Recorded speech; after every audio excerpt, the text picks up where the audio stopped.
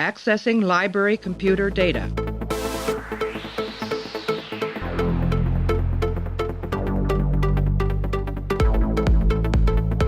Out there are no saints. Just people. Hey everybody, welcome back to the podcast. We are here to talk about A Man Alone. It's the fourth episode of the American sci-fi television series Deep Space Nine. This is episode number episode number 4, season 1, directed by Paul Lynch. Story goes to Gerald Sanford and Michael Piller. Teleplay goes to Michael Piller. They aired back on January 17th, 1993. In this episode, an old enemy of Odo's is murdered behind locked doors, and all evidence points to Odo as the killer. We're joined by Modi. Modi, how are you? I am great. Ready to talk about A Man Alone, which is a pretty good title. This is the Odo murdering people. This is the first Odo episode, I guess, that we've got to focus on. And if people are confused about why this came up, we talked in the other episode, Past Prologue. I guess there was a little bit of a airing production order snafu. And Past Prologue might be listed on Netflix after this, but Man Alone aired realistically. And Man Alone came out in television world after that, so we're going to be talking about it right now. Are you ready to get into the Odo, the wonder that is Odo, Modi? Yeah, let's get into it. All right, so I'm going to play an audio clip. Me and Modi are going to come back. We're going to break down A Man Alone. His name is Ibudan.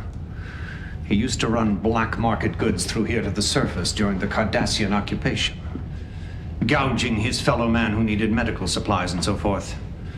Some Bajorans actually considered him a hero, but I saw him let a child die when the parents couldn't afford the drug that would have saved her life.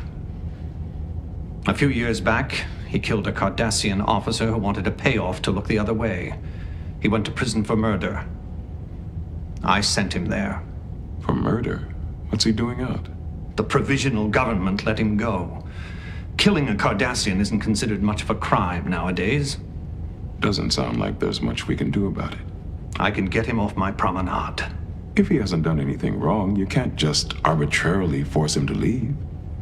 Watch me. Mr. Odo, you're not going to take the law into your own hands. The law? Commander, laws change depending on who's making them. Cardassians one day, Federation the next. But justice is justice. And as long as I'm in charge of security... If you can't work within the rules, I'll find someone who can. All right, dude, so we talked about how Past Prologue was kind of a Bajoran episode, right? It kind of fleshed out the history of Bajor for us and all the stakes that are going on and all the people and all the conflicting groups and ideologies that are fighting for control of that planet and the people on it. Man Alone is more a character episode that kind of fleshes out a lot of other characters. It's an Odo episode, but I feel like it spends a lot of time and has a lot of scenes where other people are sort of fleshed out and discovered. Would you agree or disagree? I counted 5 different plot lines in this one. Oh, really? Yeah. Yeah. So that was something you noticed and you... Yeah. How come... For sure. Like, how come the... Did you think that was a help or hindrance to the episit as a whole? It's definitely different, especially compared to Past Prologue. I can't even say that one. Such a good title. Past Prologue. All of the plots kind of tie together in that one, even though there are a couple different, perspectives they're showing. It is all tied together. And this one, none of them fit together. No, they don't at all. And so it's almost weird. I started noticing this as I was writing down plot lines, and it's like, wow, how many are there here? And I started counting them up, and it's like, okay, we got a lot going on here. It's almost weird that a murder mystery is the main one that they focus on, because a lot of it is not really like, we can go through them. There's the Noggin Jake getting into trouble, which kind of ties into the Keiko as a teacher plot line. Yeah, those two fit together a bit. Yeah, the O'Brien and Keiko having problems plot line. Yes. There's Bashir and Dax. There's Dax and Sisko. Yep. And then Sisko and Bashir. There's Odo and his dead smuggler guy. Yeah, and it is a weird episode in that how much is going on, and to me that's why I kind of feel like it's just a character episode. Like they're just sort of hashing out the character interactions with each other. Yeah, I mean, I think it starts with what's maybe the best characters stuff going on, which is the Odo and Quark scene at the very start, where they're kind of watching the O'Briens fight in the bar. Oh yeah, that is To me, this episode was written by a married man. It has all these like very hilariously written lines about marriage and everything like that. And yeah, Odo's line about compromise is fantastic. That whole section he did. Yeah, just listing. She wants to do this, you want to do this, so you compromise and you do what she said. And then they have the scene of O'Brien and Keiko getting in a fight where O'Brien is trying to just, O'Brien's got a job to do and his wife is unhappy and he's just trying to make her happy, so he's trying to find her something to do, suggesting that she plants the trees and the promenade and everything. She's not into that, and I guess it's giving you more sense of the station is not supposed to be a place where people want to be, right? Mm-hmm. Like there's a lot of characters here who don't necessarily want to be on the station. Keiko's concerned about Molly growing up there. Odo and Quark have their conversation that they don't. No one wants to be there in the first place. So it's setting up the distinction from the Enterprise, where everyone wanted to be, and this is the complete opposite. And it's a theme that they're really hammering home in these early episodes. Yeah, it's basically a gas station crossed with a shopping mall. Yeah, basically, on like in like the bad part of town. Yeah, too. Like it's not a great, but it has a nice like freeway ramp there. Right. So the wormhole, right? Yeah, it's got the freeway ramp goes right to the fast lane, and you get to where you need to go right after that, or it's right outside the airport. Maybe it would be a good way to think about it. That's a good point. Yeah. Yep. So yeah, I mean, Man Alone. Which of the character stories did you find effective? Which of them did you not find effective? I don't know about O'Brien and Keiko's plotline being a very interesting one. Even tying into her being a teacher, you mean? Yeah, like she just like her justification for being a teacher is like, oh, I always wanted to be a teacher, without like any qualifications besides just wanting to do it. Apparently, that's the bar you have to clear in Deep Space Nine. Is just you just want to do a thing, and that's pretty much the qualifications you need. It brings up questions about what because they had schools on the Enterprise, but I guess they get around it by just saying that everyone on the Enterprise is in Starfleet, so they kind of have rules and they can make people go to school. Sisko here is clear that because not everybody is from the Federation, they can't force them to go to school, basically. Yeah, and all different cultures he mentions being problematic, and they kind of demonstrate that with Nog a bit. I do like the scene where she's trying to convince Nog that she'd be a good teacher for what's his name? Rom. What is his name? Rom. Yeah. Trying to convince him that he'd be a good teacher for Nog. Was it an okay scene? Yeah, they kind of touch. That, well, do you remember? Was the Ferengi sexism like pure sexism? Was that a thing in TNG? I can't really remember. Like, I know that they objectify women. So I believe they did have like a "Why are you allowing females to talk at this meeting" or something like that. Oh, that's right. Kind of thing with Okay. So that was a thing. Yeah, because they come at Keiko hard about like her being a human female is the one thing that they just will not stand this to be allowed in their bar. I think that it's kind of funny that for like as multicultural of a show as Star Trek is, they kind of run into the problem of like, well, you can't force all these cultures to go to school with each other. Like it's kind of an odd thing. You think that they'd have something else going on around that, but it brings up a lot of other questions about how the other cultures educate people, which is probably not as interesting a topic as the episode would have made it. But it's I think that the Keiko and O'Brien thing, it ties into the DS9 as a Western type thing. Like in season 2 of Deadwood, town, season 2 of Deadwood involves the school getting founded. This is episode 2, or no, it's not episode 2, but it's early in season 1. And they're founding a town, or they're founding the space station, and they need to get their school started. So it ties into that regard about it's a good analogy for sure. Yeah, it's just, they're fleshing out the town. They're trying to figure out what they need to do. And I guess Keiko, being a teacher, is a little bit more exciting than the botanist that she was previously. What'd you think of the Dax and Sisko Bashir love triangle? I think that was one of the more interesting sci-fi plot lines to explore in this. Just the idea. Dax provides a lot of different subject matter you can address about gender and that kind of thing. And that's probably the more interesting plot line here, I would think. Because you would how watch that whole thing works with Sisko and Bashir and Dax and all that, like what that means that Dax went from male to female and all that stuff. Yeah. And you would watch the Host on TNG, which was the first Trill episode with yeah, I recall it a little bit. Yeah, Yes. they were terrible in that one. They're obviously the Trill are more fleshed out here. Right. Yep. I'd probably hesitate to say that they explore anything in this episode. It's more just like they have sort of conversations about the nature of Dax. Yeah, they don't get into it too much. They don't really resolve anything at the end of it either. But it is nice to see it as the potential plot line. I feel that Dax has been the underexplored character. Dax is a little bit weird to me because, the female characters are better than they've been in TNG and TOS and stuff like that. But the Kira is very good. I feel that Kira is not well acted at this point, but her characterization is strong. Dax is kind of, if you want to look at this as like a modern feminist critique, Dax is a little bit more problematic to me because all the Dax storylines and everything that sort of goes on with Dax deals with other people coming to terms with her. In a sense, like, that's a good point. She is not the driver of her storylines in a lot of ways. It's mostly it's men basically sort of looking at her. They have a scene in a later episode where Dax is basically getting ogled. That wasn't this episode, right? Yeah, it's some other one. I don't think so. She gets ogled and she says that she likes it. So even in that sort of throwaway line, it's about men looking at her, and the Dax character itself isn't particularly fleshed out at this point. It's more just an idea that this is basically a multiple person that exists in front of you. Well, Dax is the most comfortable with the situation than anyone is. Like, Dax is like, this is how it is. This is not weird to me at all. And she's fully aware and accepted of who she is. Whereas, so it's like this is how it is and deal with it from her perspective. Yeah. And that's why you see a lot of it, everyone else kind of adjusting to who she is now.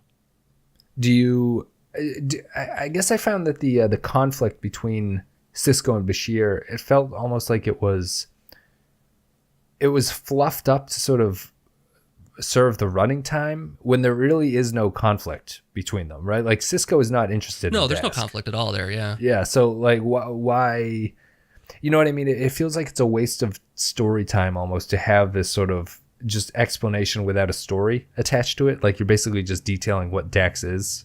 Yeah. You don't ever get a sense that there's anything romantic going to happen between Sisko and Dax, though. No, you don't. Whereas, no. And so there's no rivalry there or anything like that. It's just kind of Sisko realizing that a phase of Dax is gone. Yeah. And it's not coming back, kind of thing. So it's kind of just, his is more like a bittersweet kind of thing.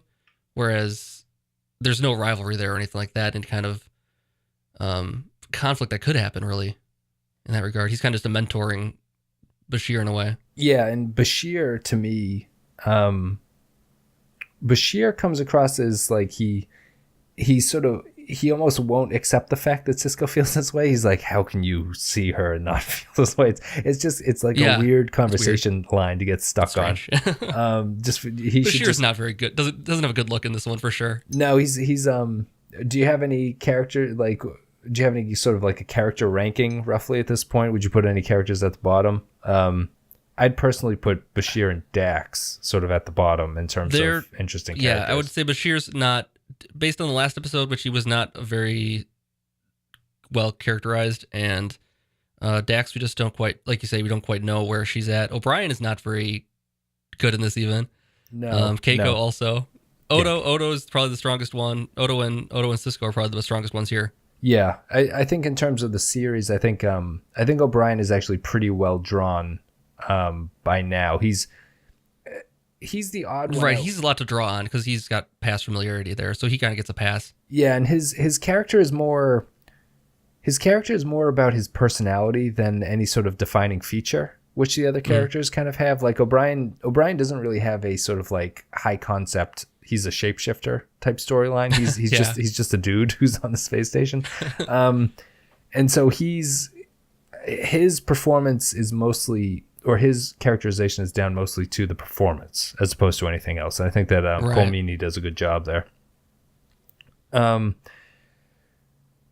guess that's the the Dex and Sisko and Bashir thing is really, that's the extent of it. They kind of have a couple bar drink conversations about it. And that brings us to Odo and Odo's storyline, which is the guiding sort of track along this episode. So what did you think of Odo and his story? I love the character, I should say, first of all, but the storyline, I like it up until the very end, basically. The ending reveal of the clone and the masked identity was a bridge too far, I think, for me. It's like, okay, I'm gonna check out now.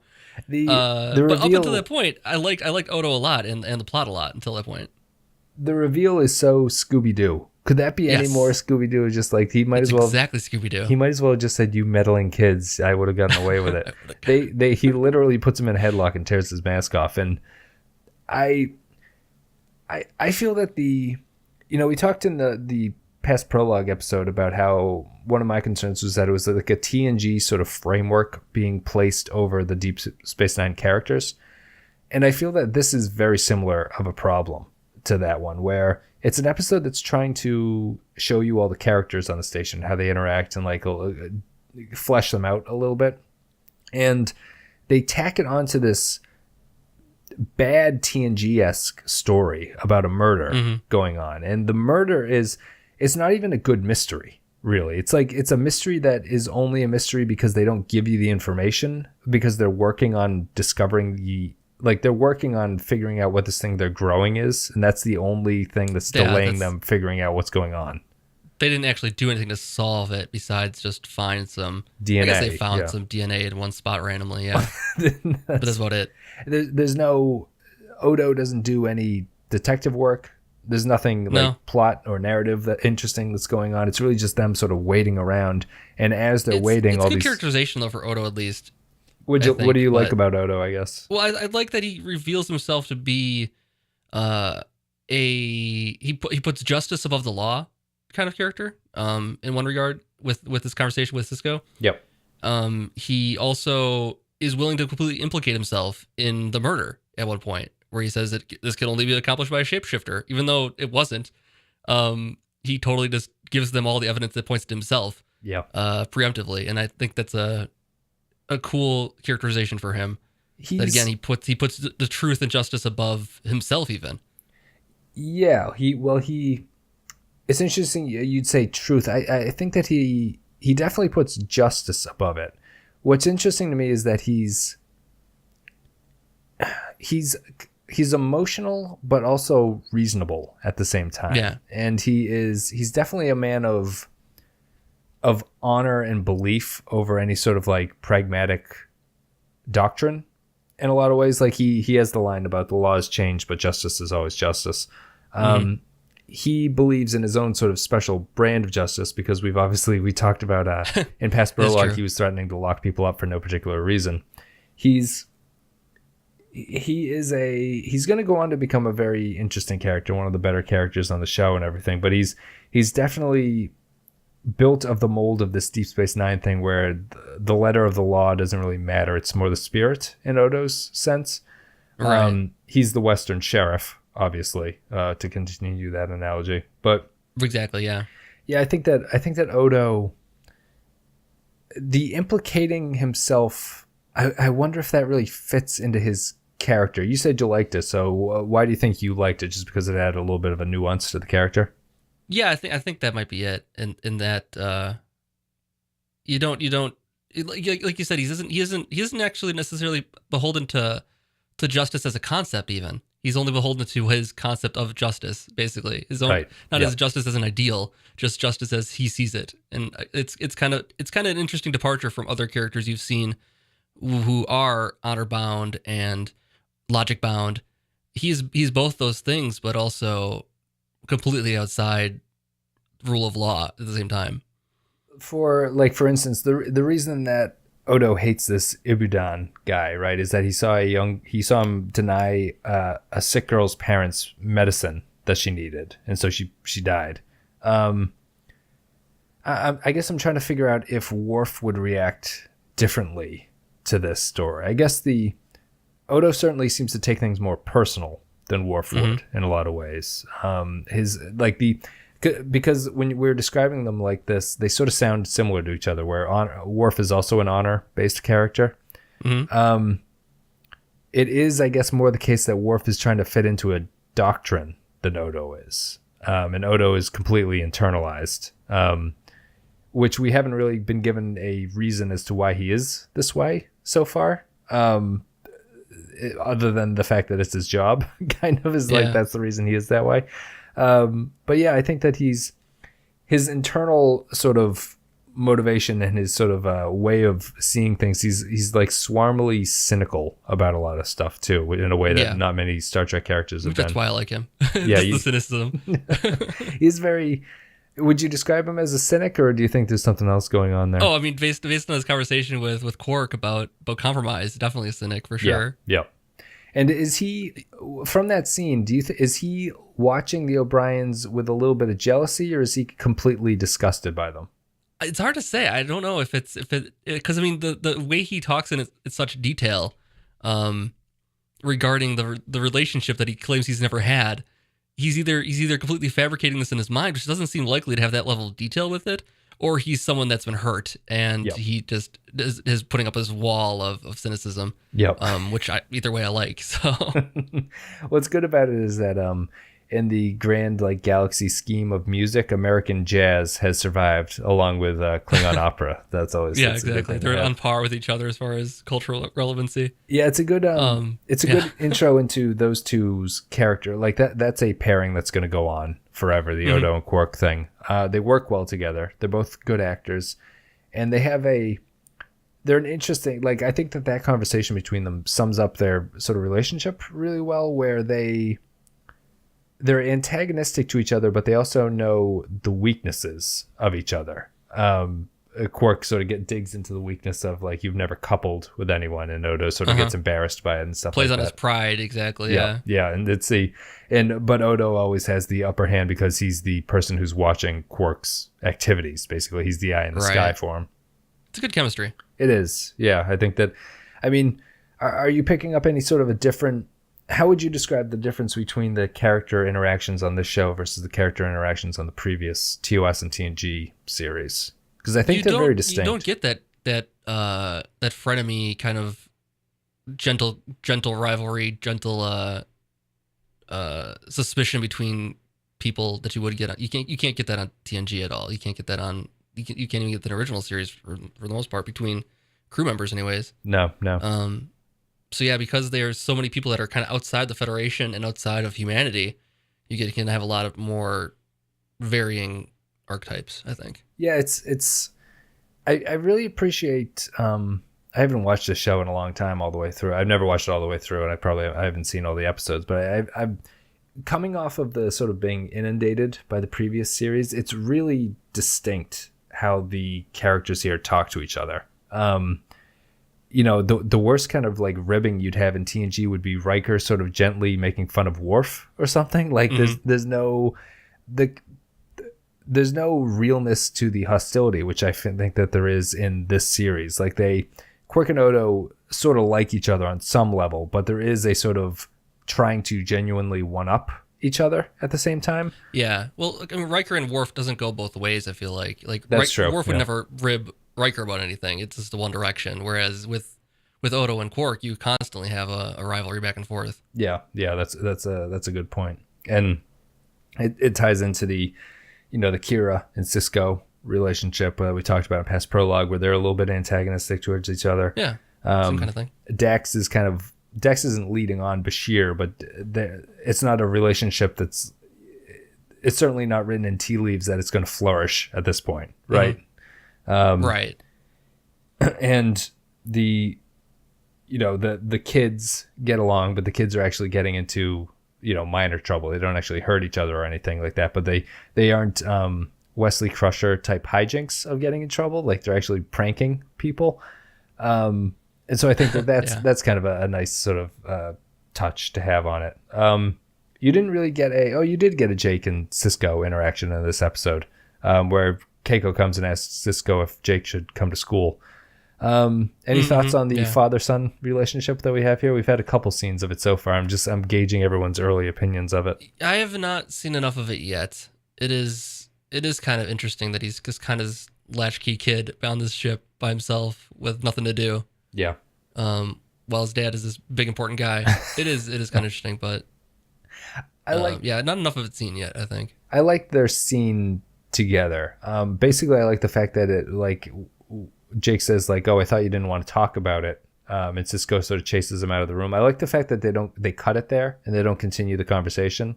Yeah. I think that it's a scene that's done better because there's not much to it. It leaves a little bit to the imagination. It doesn't spell out everything for you. But we're definitely getting the opinion that Sisko is the caring father that is completely a new revelation for any of the commanding officers of any of these series, right?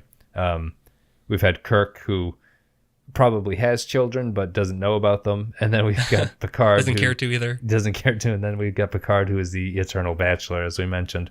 Sisko is obviously very, very different. So, I mean, do you think that the show has a place for this kind of story?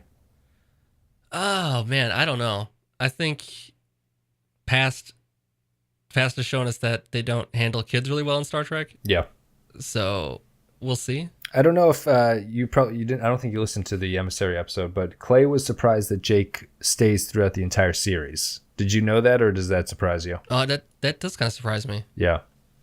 So yeah, but if you like, I mean, this goes on for what, like 6 seasons still? 7. How many? 7? Okay, so he's gonna get pretty old by the end of this thing. Yes. Yeah. Okay. Yeah. Interesting. Yeah, I feel that he's already like 15, isn't he? Like, how old is this kid? I think he's young. I would have guessed he's Maybe around younger? 12. I think in this. Okay. Or he's supposed to be 12 or something like that. He's tall though. He's tall. Okay. Well, yeah. I mean, he's taller than Nog, I guess. yes. He's that tough, I suppose. Nog is actually a giant of a Ferengi. But yeah, I think that I don't know. One of the things that's changed kind of, and I didn't really talk about this in the Emissary pilot, is that I have since now that we're watching this and now that I am a parent, it's a little bit of a different reaction that I have to their storylines. And it's a little bit of a different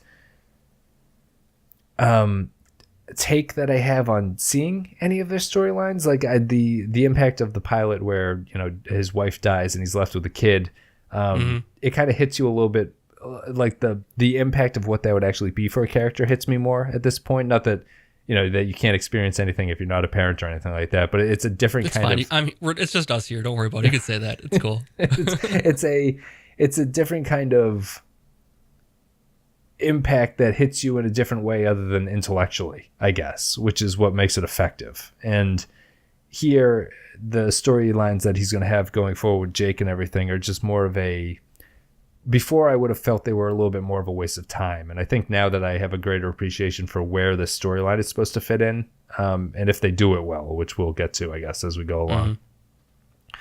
Let's see. Anything else you wanted to talk about for A Man Alone? I guess we should talk about the murder a little bit, right? I guess it's the plot here. Yeah. I mean... We haven't talked about it.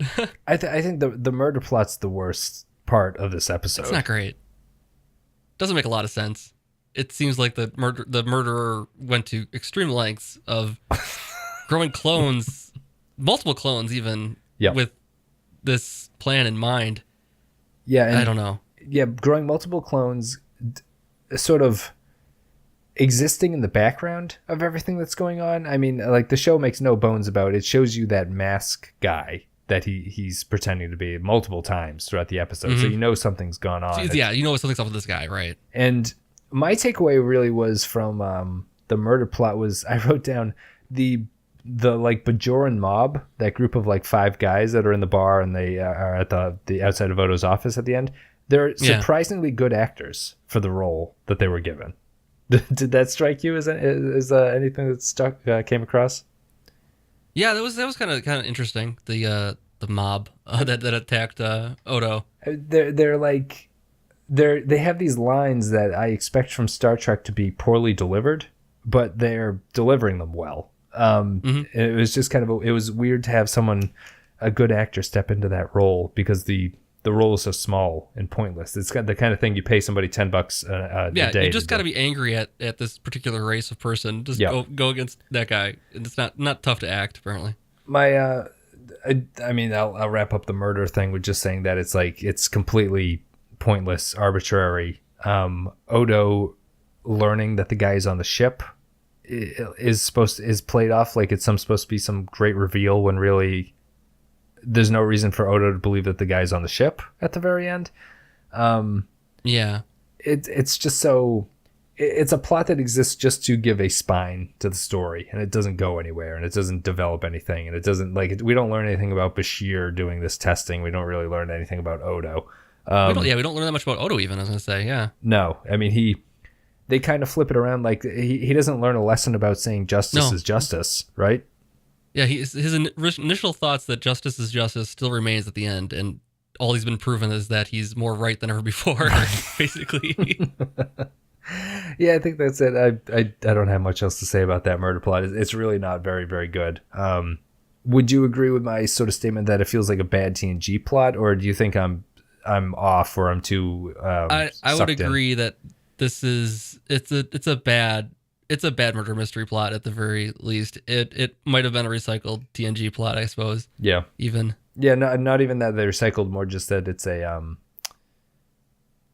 it's the kind of characterizationless story that would fit more of a show like TNG in a lot of ways. Like I don't know. It doesn't feel like it feels like it's more of a piece of that show because you can just kind of plug the characters into the roles like they do here eventually. But this episode has the problem of it's trying to flesh out these characters, and they have this characterless story driving the entire thing. Yeah. It's a little bit weird. My only other point is when Keiko gets the school going, she lives in a post-scarcity society. So why is she surprised when Sisko gives her computers? Yeah, she's computers. No, we can make those things. I guess did they have a problem with food on this? I don't think so. I think that or did they fix that in the first episode? There was a problem initially. I'm fairly certain. Yeah, they are fixing the replicators in an upcoming episode. So maybe the replicators are just offline at this point. It was also, I mean, there was a thread on Reddit about the writers' room hated the replicators was the storyline. I can understand why, because how is Bajor still in trouble if you could just give them replicators? Right. Well, there might be. I mean, I guess you can write that into some religious reasoning behind the reason they aren't accepting replicators, something like that. Maybe that would make sense. Yeah. I mean, the fact that they have computers, even if you didn't have replicators, it seems like half the ship is. This doesn't seem like the station's full.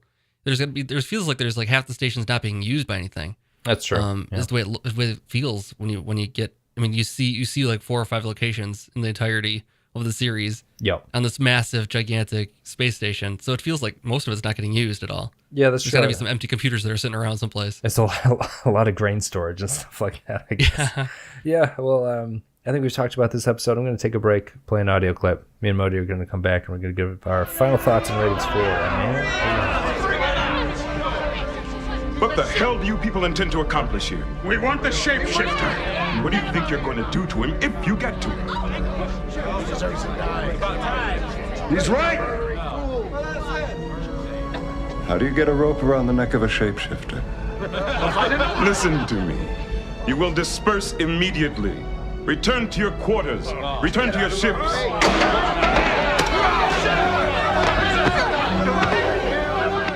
All right, so before we get to final thoughts and ratings for this episode, I'll give some patron feedback.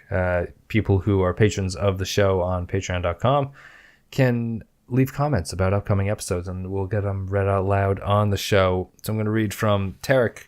He sent me a tweet. It says, "A man alone. Keiko is sad. Starts school, which will undoubtedly indoctrinate DS9 kids with Federation's own brand of space communism."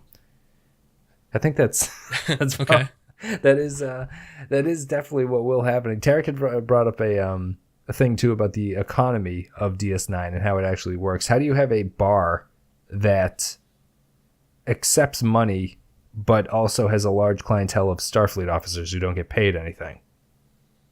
Yeah, it's kind of weird. Again, also post replicators. Why is there money? And why is there a bar? Like, right? Like, yeah. Why would you? Yeah, in a universe where a replicator exists, why would you pay for anything? I mean, they had a bartender on Enterprise, but still, they didn't get a sense anyone was laying down money for anything, though. Right, exactly. I just why would you, if you have a society where replicators are a thing, I hardly understand why you would go get some latinum and give it to somebody to have them replicate you something, which doesn't make a lot of sense. You could just go to it on your own. Mostly you're just bussing tables, I feel like, inside of a bar. Yeah, that's right. That's all you really got to do. Throw them into the replicator again. Yeah. Kyle says, for all the finding its feet that DS9 does in season 1, I think the relationship between Odo and Quark works straight away. Their interactions, whether about coupling or crime, are fun and offer development for them both. A solid episode with a cool twist. Despite some weird scenes, the opening with Dax and Bashir, we didn't even talk about that because it is such a weird scene, and clunky dialogue. I've missed your steamed Asna, which is bizarre. Also fun to see a rare fleeting Star Wars reference when the Alderaan spaceport is seen on Ibudan's computer. I didn't actually notice that, but that's... Yeah, I read it in the wiki for this, but yeah, I didn't see it.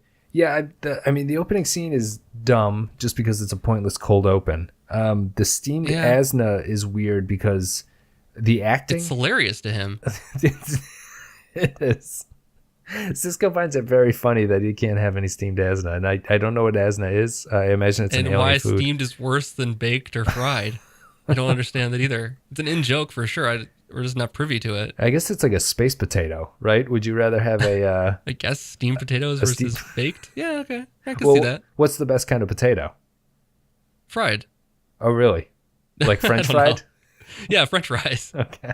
I would go with mashed potato, I think, is the best form. Mashed potato is also very good. Baked, I mean, you can't go wrong. It's probably steamed. Steamed probably isn't good. Well, do you eat the skin of a baked potato? If the mood strikes me. If it's a really good baked potato, sure. Okay, sure. You need a little cheese on there, a little sour cream, or you're just going to go at it? Something to soak it up with. But yeah, you can choke that down. Yeah, I mean, you're closer out there to Idaho, I guess, where all the potatoes come from. We grow our own potatoes here. We have plenty. Maybe it's fresh. I don't have potatoes, so everything that comes to me, I gotta mash that thing up, so I don't know what it is anymore. I had a college roommate who would love mashed potatoes, but he insisted on making it in the rice maker because, the ricer thing, because it made them without chunks in it, so it was like pudding mashed potato. Oh, I need a little bit of chunk. You need a little texture. Yeah, you need some texture. Otherwise, it's like baby food, which is what Sisko is feeding to Jake. Anyway, that's it. Thank you, patrons, for the feedback.